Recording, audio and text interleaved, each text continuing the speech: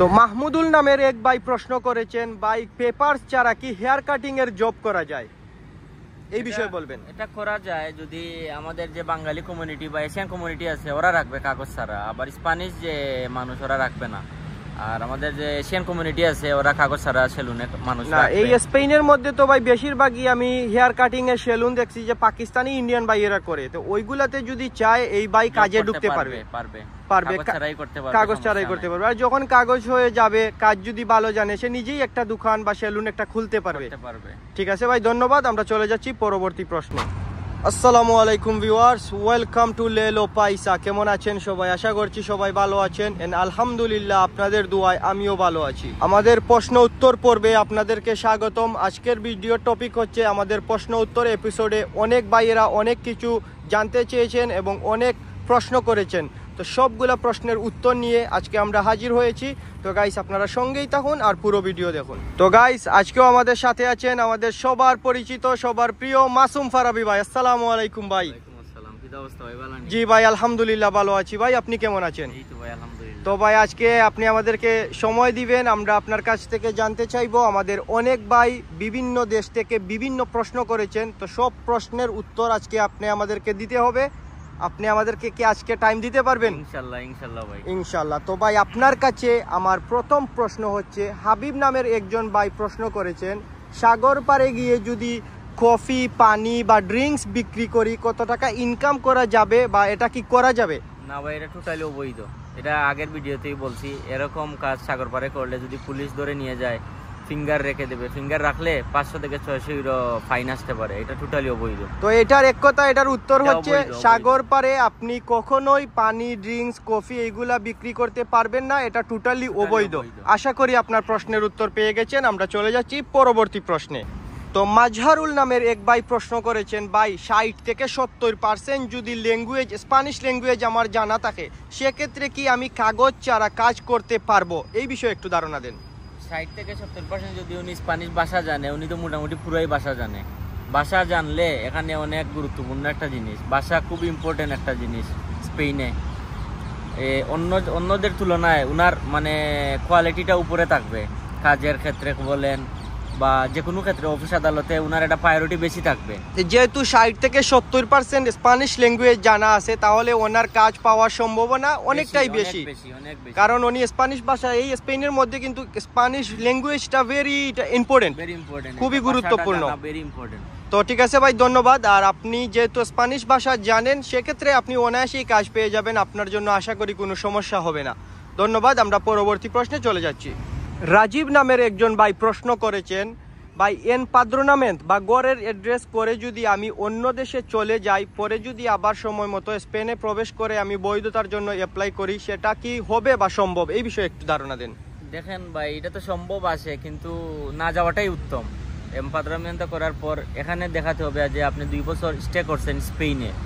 এখন আপনি যদি বের হয়ে যান আর যদি ওরা পেয়ে যায় ওইটা যে আপনি দেশ আউট হয়েছেন 2 বছরের মধ্যে, তাহলে কিন্তু প্রবলেম আছে। আর যদি ধরতে না পারে তাইলে ভাই কোনো প্রবলেম মানে আপনি যদি স্পেনের মধ্যে যে গড়ের অ্যাড্রেস বা এনপাদ্রোনামেন্ট তো এইটা করে আবার আপনি অন্য দেশে চলে যান, আপনি যেতে পারবেন, কোনো অসুবিধা নাই।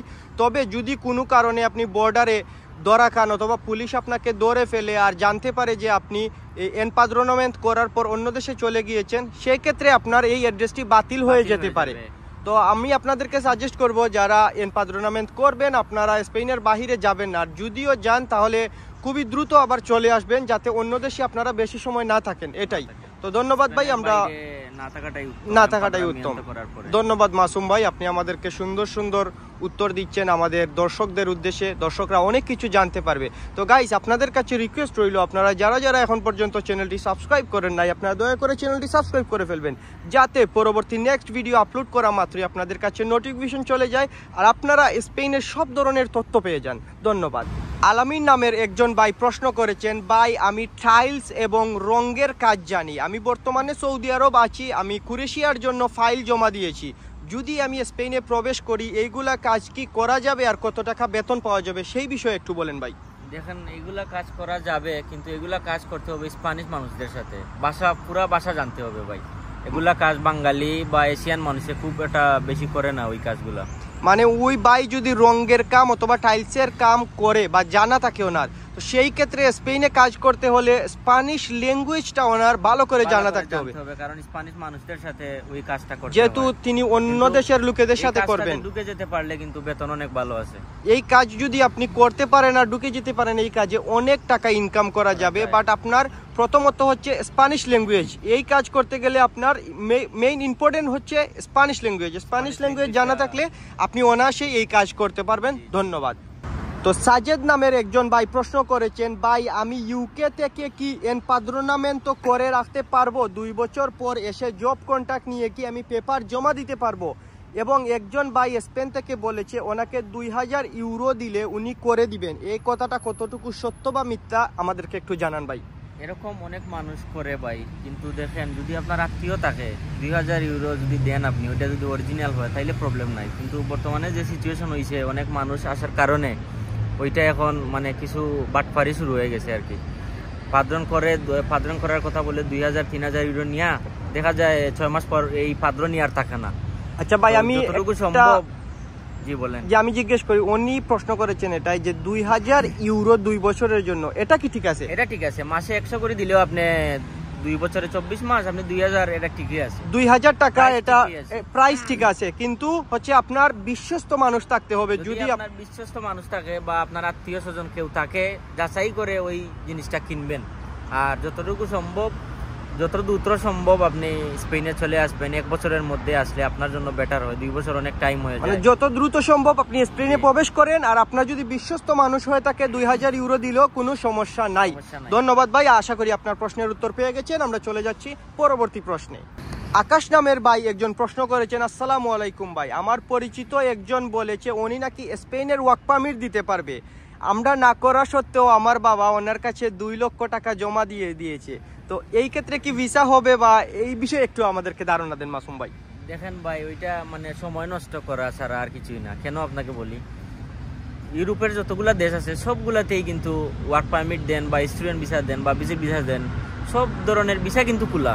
কিন্তু আপনি দেখতে হবে ভিসার রেশিও কতটুকু। স্পেনে ভিসার রেশিও ওয়ার্ক পারমিট খুবই কম। মানে বলেন আপনি 100 জনে যদি জমা দেয় 2 জনের হবে কিনা তারও গ্যারান্টি নেই। মানে স্পেনে ওয়ার্ক পারমিট ভিসা হওয়াটা এটা অসম্ভব। মানুষ এখন পর্যন্ত দেখি নাই যে ওয়ার্ক পারমিটে আসছে স্পেনে। ভিজিটে আসছে, ঠিক আছে, অনেক কষ্ট করে ভিজিটে আসা যাবে, কিন্তু ওয়ার্ক পারমিটটা খুবই কষ্টকর। তো একটা মানুষও দেখি নাই যে আসছে ভাই স্পেনে। আচ্ছা, যদিও আপনি জমা দিয়ে দিচ্ছেন, আর যদি জমা না দিয়ে থাকেন তাহলে এই পথ থেকে সরে আসেন, কারণ স্পেনে ওয়ার্ক পারমিট ভিসা হওয়ার পসিবিলিটি নাই বললেই চলে। হ্যাঁ, এটা সময় নষ্ট করা ছাড়া আর কিছুই না। ধন্যবাদ মাসুম ভাই, আমরা চলে যাচ্ছি পরবর্তী প্রশ্নে। তো মাসুম ভাই, আমাদেরকে আরেকজন ভাই প্রশ্ন করেছেন, চেক রিপাবলিক থেকে যদি আমি স্পেনে প্রবেশ করি সেক্ষেত্রে কি আমি বৈধতা পেতে পারবো, বা কাজের চাহিদাটা কেমন? আবার মাসুম ভাই, আপনাকে আমি আরেকটি জিনিস বলি, আমাদের বিভিন্ন ভাই বিভিন্ন রকমের কমেন্ট করেন যে ক্রোয়েশিয়া, রোমানিয়া, হাঙ্গেরি এইগুলো দেশে আমরা বৈধতা পেয়েছি, এই দেশ থেকে যদি আমি স্পেনে আসি আমার কার্ড কি চেঞ্জ করা যাবে, বা আমি কিভাবে লিগ্যাল হব, এই বিষয়ে ভাই আমাদেরকে একটু ধারণা দেন। ওই যে দেশগুলা বললেন ভাই, আমি বলি ইউরোপের যে কোনো দেশ থেকে আপনি স্পেনে প্রবেশ করেন, আপনার যদি পার্মানেন্ট কার্ড হাতে না থাকে আপনি স্পেনে কিছুই করতে পারবেন না। ওই কার্ডের কোনো ভ্যালুই নেই। যদি পার্মানেন্ট কার্ড আপনার হাতে থাকে, ওই পার্মানেন্ট কার্ড দিয়ে আপনি যে দেশ থেকে আসবেন ওই দেশ থেকে ইউরোপিয়ান কার্ড বানানো লাগে আপনি স্পেনে কাজ করার জন্য বা বিভিন্ন দেশে কাজ করার জন্য। ওই অনুমতিটা নিতে হয়। ওই কার্ডটা যদি আপনার না থাকে, আপনি স্পেনে আসলে ওই যে টিআরসি কার্ড নিয়ে যদি আসে, ওই কার্ডের কোনোই ভ্যালু নেই। যদি রোমানিয়া, ক্রোয়েশিয়া, হাঙ্গেরির যে টিআরসি কার্ড নিয়ে আসে ওইটা হিসাবে ডাস্টবিনে ফেলে দিতে হইব। ওইটার কোনো ভ্যালু নাই। নতুন মানুষ একজন 2 বছর পর যারা যেভাবে এমপাদ্রামিento de লিগ্যাল হয় এইভাবেই লিগ্যাল, মানে নতুন প্রক্রিয়ায় যে নতুন আইন হয়েছে সেইভাবেই সবাই যেভাবে লিগ্যাল হয় ওইভাবেই 2 বছর স্টে করার পর লিগ্যাল হতে হবে। কার্ড আছে, উনি যে বাড়তি সুবিধা হবে ওইটা কিন্তু নাই। ওই কার্ডের কোনো ভ্যালুই নাই। বুঝতে পারছি ভাই, আপনাকে অসংখ্য ধন্যবাদ। আমরা চলে যাচ্ছি পরবর্তী প্রশ্নে। তো মাসুম ভাই, আমাদের একজন ভাই প্রশ্ন করেছেন, ভাই আমি ওমান থেকে টেইলারের কাজ জানি, স্পেনের কোন জায়গায় টেইলার্সের দোকান বেশি আছে, এই বিষয়ে একটু ধারণা দেন। মাদ্রিদে আমি যতটুকু জানি টেইলারের কাজ অনেক বেশি, অনেক দোকান আছে। স্পেনের রাজধানী হচ্ছে মাদ্রিদে পাকিস্তানি কমিউনিটি, বাঙালি কমিউনিটি অনেক বড়। সেখানে আপনি বাঙালি, পাকিস্তানি, ইন্ডিয়ানদের টেইলার্সের দোকান পেয়ে যাবেন। আপনি ওইখানে যোগাযোগ করলে ইনশাল্লাহ একটা কাজের ব্যবস্থা হয়ে যাবে। জাহাঙ্গীর নামের একজন ভাই প্রশ্ন করেছেন, 18 বছরের নিচে আসলে কি কি সুবিধা পাওয়া যাবে স্পেনে? এটা তেমন কোনো সুবিধা নাই, কারণ ওইখানে তো আন্ডার এজ বা অ্যাসাইলাম যদি মারে উনি কখনো বাংলাদেশে যেতে পারবে না বা এখানেই কাগজ হবে না কখনো, এটা নতুন নিয়ম করছে। আর 16 বছর যদি বয়স থাকে, কারো মানুষের যদি 16 বছর বয়স থাকে, উনি 4 ঘন্টা করে কাজ করতে পারবে। আর 18 বছর পরে উনি ফুল টাইম জব করতে পারবে। তার মানে 18 বছরের নিচে হলেও কোনো এখানে ফ্যাসিলিটি নাই স্পেনের মাটিতে। এসাইল মারলেও আপনি লিগ্যাল হতে পারবেন না, দেশে যেতে পারবেন না, হয়তো বা আপনাকে একটা কাজের পারমিশন দিবে, এতটুকুই। এটা হয়রানি। তো এসাইল না মারাটাই উত্তম। তো আমরা চলে যাচ্ছি মাসুম ভাই পরবর্তী প্রশ্নে। এমডি আলিম নামের একজন ভাই প্রশ্ন করেছেন, ইংলিশ জানা না থাকলে কি কোনো সমস্যা হবে? না ভাই, ইংলিশ ওদের সাথে কথা বললে ওরা আরো রাগ করে, স্প্যানিশ ভাষা কথা বলাটাই উত্তম। এই স্পেনে কিন্তু নরমালি ইংলিশ চলে না, আর ইংলিশের প্রয়োজনও নাই। আর যদি কোনো টুরিস্ট স্পটে যান সেক্ষেত্রে আপনি ইংলিশে কথা বলতে পারবেন, বাট নরমালি এখানে কাজের ক্ষেত্রে হোক আর ব্যবসার ক্ষেত্রে হোক আপনার স্প্যানিশ ল্যাঙ্গুয়েজ জরুরি।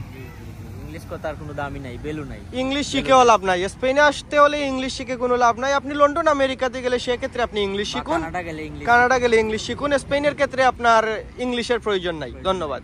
জাবেদ নামের একজন ভাই প্রশ্ন করেছেন, বড় ভাই হসপিটাল কার্ড কেমনে বানানি লাগে জানাই বা, আমার পাদ্রোনামেন্টের বয়স 3 মাস হয়ে গেছে, এই বিষয়ে একটু বলেন ভাই। এই 3 মাস উনি কি করছেন ভাই? স্পেনে কাজ জোগাড় করতেছেন, এই সেই। এটা কাজ জোগাড় করা থেকে একটা মেডিকেল কার্ড খুবই ইম্পর্টেন্ট এই দেশে। যে আপনাকে এমপাদ্রামেন্টটা কইরা দিছে ও আপনাকে সাজেস্ট করে নাই যে হসপিটালে গিয়ে আপনি এটা অ্যাপ্লাই করেন। আপনি যদি বার্সেলোনাতে হয়ে থাকেন, দারাসান যাবেন, দারাসান হসপিটালে গিয়ে আপনি বলবেন যে আপনি অ্যাপ্লাই করবেন, আপনি নতুন আসছেন, আপনি এমপাদ্রামেন্ট আর পাসপোর্ট নিয়ে যাবেন সাথে, বলবেন যে মেডিকেল কার্ড করব, ওরা সাথে সাথে আপনার অ্যাড্রেস সবকিছু নিবে, আপনার বাসায় এক সপ্তাহের ভিতরে চলে যাবে। আপনি এটা কিন্তু একটা বুকামি করছেন ভাই। হসপিটাল কার্ড কিন্তু খুবই গুরুত্বপূর্ণ। আপনি স্পেনে প্রবেশ করার পর হঠাৎ করে আপনি অসুস্থ হয়ে পড়লেন, সেক্ষেত্রে কিন্তু আপনার অনেক টাকা খরচা হবে ডাক্তারি করাতে গেলে। ডাক্তারি কার্ড যদি না থাকে আপনার দেশের বাড়িটা বেচেও আপনার ফুলাইবে না এইখানের এই দেশের ডাক্তারি। তো অবশ্যই যারা যারা স্পেনে প্রবেশ করবেন, এমপাদ্রোনামেন্ট যেদিনই করবেন সেই কপি আর পাসপোর্ট নিয়ে হসপিটাল গেলে সাথে সাথে সঙ্গে সঙ্গে আপনাকে হসপিটাল কার্ড দিয়ে দিবে। এইটাতে কোনো টাকা পয়সা কিছুই লাগে না। জাস্ট আপনি যেই এরিয়াতে থাকেন ওই এরিয়ার হসপিটালে গেলেই আপনাকে সঙ্গে সঙ্গে হসপিটাল কার্ড করে দিবে। আশা করি আপনাদের প্রশ্নের উত্তর পেয়ে গেছেন। শাহেদুল নামের একজন ভাই প্রশ্ন করেছেন, আসসালামু আলাইকুম ভাইয়া, ফুড ডেলিভারি করার জন্য কি গাড়ি কোম্পানি থেকে দেয় নাকি নিজে কিনতে হয়, একটু জানাবেন। ওইটা কোম্পানি থেকে কিছুই দেয় না। আপনি যদি পাসপোর্ট থাকে আপনার, আপনি ভাড়া আনতে পারবেন, মাসে 100 থেকে 110 ইউরো গুনতে হবে। আর যদি আপনার টাকা পয়সা থাকে আপনি একটা সাইকেল বানাতে পারবেন, আপনার 1000-1200 ইউরো যাবে। মানে 1000-1200 ইউরো হলে উনি একটি ইলেকট্রিক বাইসাইকেল কিনে নিতে পারবে সেইটাই। আর যদি টাকা না থাকে তাহলে আপনি মাসে 120 ইউরো করে আপনি একটি ভাড়ায় নিতে পারবেন। কিন্তু কোম্পানি থেকে ফুড ডেলিভারি করার জন্য কোনো বাইসাইকেল দেওয়া হয় না।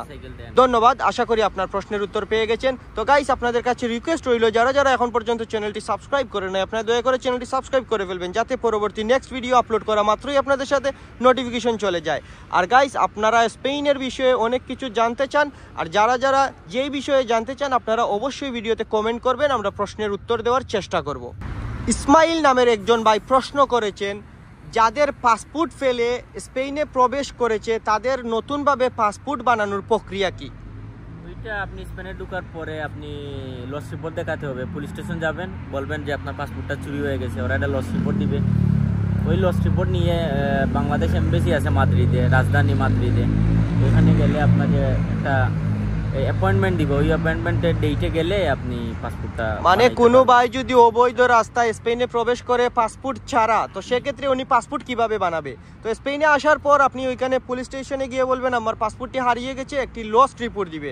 সেই লস্ট রিপোর্ট নিয়ে যদি আপনি, স্পেনের রাজধানী হচ্ছে মাদ্রিদ, মাদ্রিদে বাংলাদেশের এমবেসি আছে, ওইখানে যাবেন, ফিস জমা দিবেন, 1 থেকে 1.5 মাসের ভিতরেই আপনার পাসপোর্ট হাতে চলে আসবে। ধন্যবাদ। আশা করি আপনার প্রশ্নের উত্তর পেয়ে গেছেন। আমরা চলে যাচ্ছি পরবর্তী প্রশ্নে। তুফাইল নামের একজন ভাই প্রশ্ন করেছেন, স্পেনে এমপাদ্রোনামেন্ট করতে কি কি ডকুমেন্ট লাগে এবং অরিজিনাল পাসপোর্ট লাগবে কিনা সেই বিষয়ে আমাদেরকে একটু ধারণা দেন। ওইটা ভাই আগে এই পাসপোর্টের যে স্ক্যান কপি আছে ওইটা দিয়ে হয়ে যেত, এখন শুনতেছি হয় না। তাও জানি না এখনো সঠিক ওইটা হয় কিনা, তবে যতটুকু সম্ভব আপনি পাসপোর্ট, অরিজিনাল পাসপোর্ট আর আপনি স্বয়ং থাকতে হবে, আমি যতটুকু জানি এখন আর কি। না, বর্তমানে আগে কিন্তু আমিও জানতাম, আগে এই পাসপোর্টের স্ক্যান কপি দিয়েও হয়ে যেত। তো বর্তমান সময়ে কিন্তু অনেক মানুষ প্রবেশ করেছে, সেই ক্ষেত্রে আইন একটু কড়াকড়ি হয়েছে। তো অবশ্যই আপনি অরিজিনাল পাসপোর্ট এবং আপনি নিজে স্বয়ং অফিসে গিয়ে আপনার এমপাদ্রোনামেন্ট তো সাথে সাথেই করে আসতে পারবেন, সেক্ষেত্রে কোনো সমস্যা হবে না। আর যদি এখানে নিজের কারো ঘর থাকে, নিজে ঘরের মালিক থাকে, সেই ক্ষেত্রে হয়তো বা আপনি না আসলেও যদি আপনার পাসপোর্ট পাঠিয়ে দেন, সেই বাইটি নিজের ঘর যে ঘরের মালিক আছে সে চাইলে গিয়ে করতে পারবে, করে আসতে পারবে, কিন্তু উনি টাকাটাই উত্তম আর কি, সামনাসামনি টাকাটাই বেস্ট হবে। আশা করি আপনার প্রশ্নের উত্তর পেয়ে গেছেন। একজন ভাই প্রশ্ন করেছেন, টুরিস্ট ভিসায় স্পেনে প্রবেশ করে কি কাজ করতে পারবো, এই বিষয়ে আমাদেরকে একটু ধারণা দেন। আচ্ছা ভাই, টুরিস্ট ভিসা মানে কি? আপনি ভিজিটে আসছেন স্পেনে, জি, ওইটা আপনি যতদিন মেয়াদ থাকবে ততদিন ইলিগেল, আপনি কাজ করতে পারবেন না, আপনি ঘুরতে পারবেন, বিভিন্ন সিটিতে যেতে পারবেন, পুলিশে যদি ধরে আপনার ডকুমেন্ট আপনি দেখাইতে পারবেন। আর ওইটার মেয়াদ চলে গেলে আপনি ইলিগেল যারা যেভাবে কাজ করতেছে আনলিগেল ভাবে, ওইভাবে আপনি কাজ করতে পারবেন। মানে টুরিস্ট ভিসার মেয়াদ শেষ হওয়ার পর চাইলে উনি এখানে কাজ করতে পারবেন অবৈধভাবে, যেমন মানুষের যেভাবে কাজ করতেছে এইভাবেই করতে পারবেন, ফুড ডেলিভারি করতে পারবেন, সুপারমার্কেটে করতে পারবেন। টুরিস্ট ভিসায় ওনার যে একটা বাড়তি সুবিধা ওইগুলা নাই, সবই সমান আসার পর পর্যন্ত সবই সমান। বুঝতে পেরেছি, মানে উনি টুরিস্ট ভিসা আসার পর উনি যখন মেয়াদ শেষ হয়ে যাবে উনি অবৈধভাবে কাজ করতে পারবেন, তারপর 2 বছর স্টে করার পর উনি লিগাল হতে পারবেন। ধন্যবাদ মাসুম ভাই, আপনি আমাদেরকে অনেক সময় দিচ্ছেন। তো আমরা আপনার কাছে আর অল্প কয়েকটা প্রশ্ন করব, তারপরে আমাদের ভিডিও শেষ করে ফেলবো। আর গাইস, আপনাদের কাছে রিকোয়েস্ট রইল, আপনারা ভিডিওতে অবশ্যই একটি লাইক দিবেন, আর কি কি বিষয়ে আপনারা জানতে চান আপনারা অবশ্যই কমেন্ট করে জানাবেন, আপনাদের প্রশ্ন উত্তর দেওয়ার আমরা চেষ্টা করব। রিয়াজউদ্দিন নামের একজন ভাই প্রশ্ন করেছেন, ভাই ওয়ারসাউ থেকে ইলিগাল ভাবে স্পেনে কিভাবে আসবো, ট্রেনে ভালো হবে না বাসে ভালো হবে, ঝামেলা ছাড়া কোনটাই উত্তম? ঝামেলা ছাড়া যদি আপনার টিআরসি থাকে আপনি তো ফ্লাইটে আসতে পারবেন, ডিরেক্ট, সমস্যা নাই। আর যদি আপনার টিআরসি না থাকে তাহলে বাসে আসতে পারবেন, কিন্তু ওইটা তো ইলিগেল, ওইটা না আসাটাই উত্তম। ওই মাধ্যমে যারা আসছে তাদের সাথে কন্ট্যাক্ট করাই বেটার। ওই জিনিসটা আমি সাজেস্ট করব, বাসে আপনি চাইলে আসতে পারবেন, তারপরে একটু রিস্ক হয়ে যায় যদি কোনো কারণে পুলিশে ধরে, তাহলে সেক্ষেত্রে অনেক সমস্যা হবে।